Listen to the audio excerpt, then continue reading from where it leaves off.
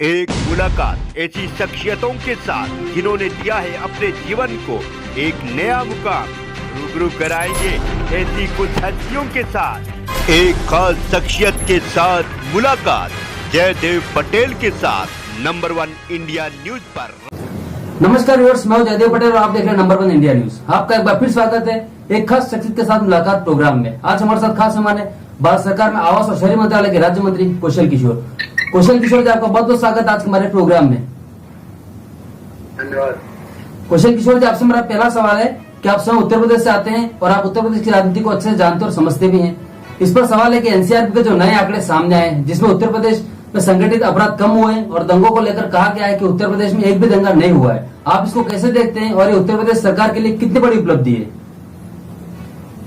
देखिए, माननीय मुख्यमंत्री आदरणीय योगी आदित्यनाथ जी की पिछली सरकार में भी पूरे उत्तर प्रदेश में एक भी दंगा नहीं हुआ, जबकि उसके पहले अखिलेश जी की सरकार में 500 से ज्यादा दंगे उत्तर प्रदेश में हुए। अभी हमारी सरकार दोबारा जब माननीय योगी आदित्यनाथ जी की बनी है तो कोई भी दंगा उत्तर प्रदेश में नहीं हुआ, जबकि विपक्ष ने कई बार, कुछ असामाजिक तत्वों ने भी कई बार ये प्रयास किया कि दंगे उत्तर प्रदेश में हो जाए, लेकिन माननीय मुख्यमंत्री योगी आदित्यनाथ जी के कुशल नेतृत्व के आगे कोई भी दंगा नहीं हो पाया और दंगाइयों का मंसूबे पूरी तरीके से फेल हुए। तो आज उत्तर प्रदेश के अंदर कानून व्यवस्था का राज है, पूरी तरीके से कानून का राज है, सुशासन चल रहा है, लोगों को सुविधाएं मिल रही हैं और महिलाएं भी घर से बाहर निकलने में अब डरती नहीं है।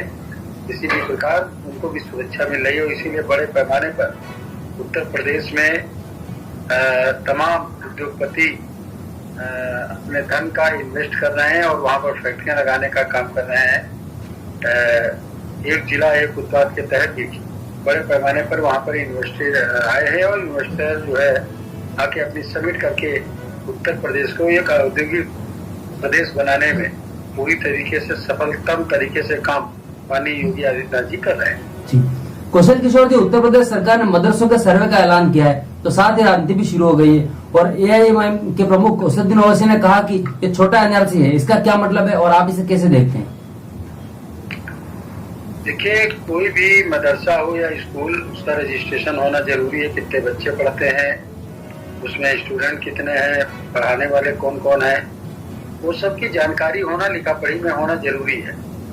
तो आदरणीय योगी आदित्यनाथ जी ने जो मदरसों की जांच के लिए बोला है, सर्वे के लिए, कि जो नहीं है जिनके तो हो उसमें इसको तो स्वागत करना चाहिए ओवैसी जी को।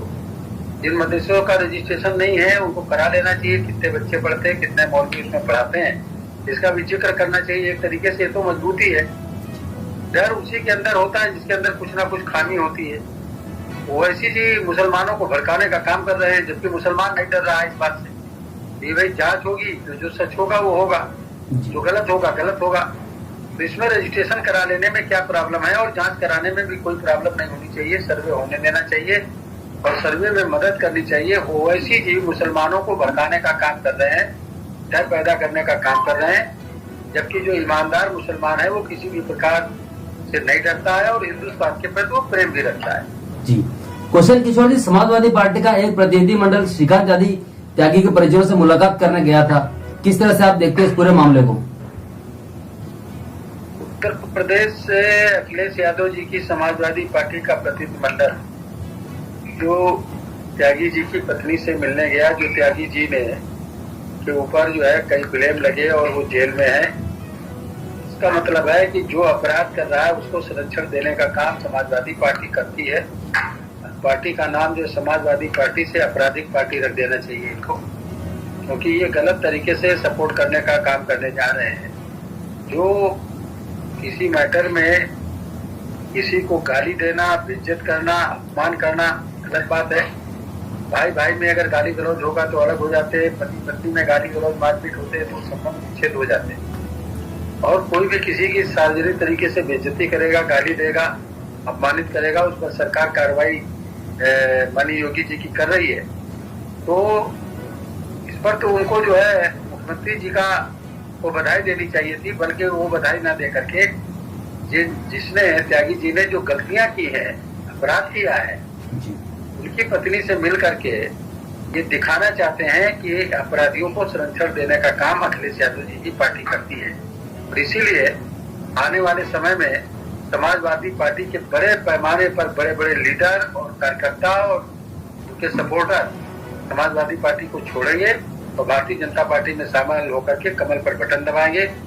और आने वाले समय में स्थितियां ऐसी बन जाएंगी जो अखिलेश जी कर रहे हैं कि एक भी सीट उत्तर प्रदेश के अंदर अखिलेश जी की जीत करके आने वाली नहीं है।